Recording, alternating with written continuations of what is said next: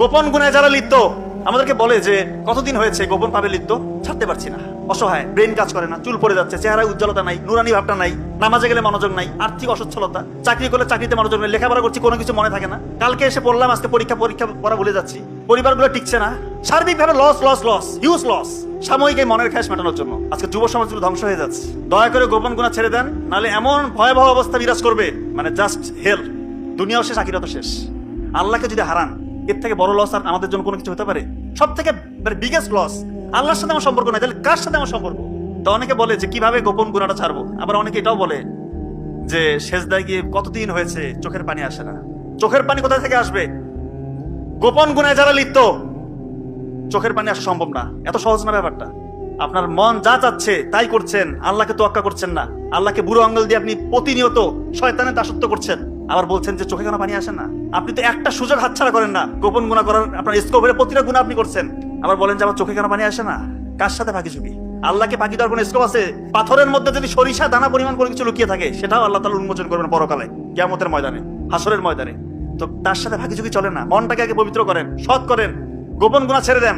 যত সুযোগ আসুক গোপন গুনাহ করবেন, নামাজে মনোযোগ আসবে না, নামাজ থেকে যে বেনিফিট ইহকালেও পাবেন না, পরকালেও পাবেন না। আপনি চিন্তা করেন, আপনি কতটুকু চিন্তা করেছেন আল্লাহ নিয়ে, রসুল নিয়ে, পবিত্র কোরআন নিয়ে কতটুকু আমরা চিন্তা করি? যদি সত্যি আমাদের আল্লাহর ভিতরে থাকতো, তাহলে কি আমরা গোপন গুনাহ করতাম? আজকে যুব সমাজগুলো ধ্বংস হয়ে যাচ্ছে। দয়া করে গোপন গুনাহ ছেড়ে দেন, নাহলে এমন ভয়াবহ অবস্থা বিরাজ করবে, মানে জাস্ট হেল, দুনিয়াও শেষ আখিরাতও শেষ। আল্লাহকে যদি হারান, এর থেকে বড় লস আর আমাদের জন্য কোনো কিছু হতে পারে? সব থেকে বিগেস্ট লস। আল্লাহর সাথে আমার সম্পর্ক নাই, তাহলে কার সাথে আমার সম্পর্ক? আমাদেরকে বলে যে কতদিন হয়েছে গোপন ভাবে লিপ্ত, ছাড়তে পারছি না, অসহায়, ব্রেন কাজ করে না, চুল পড়ে যাচ্ছে, চেহারায় উজ্জ্বলতা নাই, নুরানি ভাবটা নাই, নামাজে গেলে মনোযোগ নাই, আর্থিক অসচ্ছলতা, চাকরি করলে চাকরিতে মনোযোগ নেই, লেখাপড়া করছি কোনো কিছু মনে থাকে না, কালকে এসে পড়লাম আজকে পরীক্ষা পড়া ভুলে যাচ্ছি, পরিবারগুলো টিকছে না, সার্বিকভাবে লস, হিউজ লস, সাময়িক এই মনের খ্যাস মেটানোর জন্য। দয়া করে এগুলো ছেড়ে দেন, গোপন ইবাদত করেন, আল্লাহ তাআলা রাজি খুশি হয়ে যাবে ইনশাআল্লাহ। কথা কি বুঝতে পারছেন আমার? গোপন ইবাদতের খুবই প্রয়োজন আছে। আল্লাহকে যদি চান, গোপন ইবাদত করতে হবে। তো অনেকে বলে যে কিভাবে গোপন গুনাহটা ছাড়বো? চোখের হেফাজত করতে হবে। 1 নাম্বার, চোখ দিয়ে খারাপ কিছু দেখা যাবে না, অন্তর দিয়ে খারাপ কোনো কিছু কল্পনা করা যাবে না। তো অনেকে বলে এরকম যে একবার তো দেখার হুকুমাত দেওয়াই আছে, দ্বিতীয়বার না দেখলে হলো। তো একবার এমন ভাবে দেখে অপলক দৃষ্টিতে, দৃষ্টি আর নামে না, এইভাবে দেখতে বলছে। আল্লাহর সাথে ফাজলামি চলবে না।